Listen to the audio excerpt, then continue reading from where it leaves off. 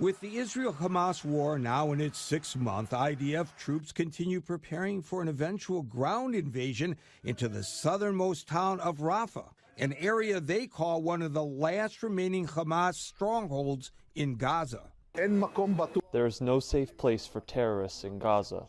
It's also where more than 1 million displaced Palestinians are sheltering from Israel's blasts.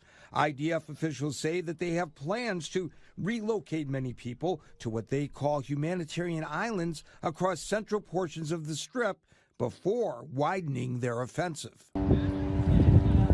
This comes as some residents of Gaza's second largest city are making their way back to where their homes once stood. I found the whole tower gone and on fire. As fears of famine echo louder throughout the region.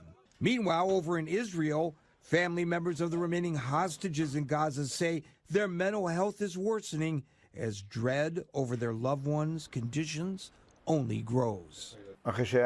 My mental condition deteriorated. I had the idea to jump from the 12th floor. Many hoped a temporary ceasefire and hostage release deal would be reached by the start of Ramadan. Mondays passed and nothing happened.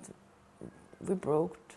Besides gripping tight to faith, some families continue expressing frustration with the government over its lack of transparency when it comes to receiving updates on the hostages. Gary Baumgarten, Fox News.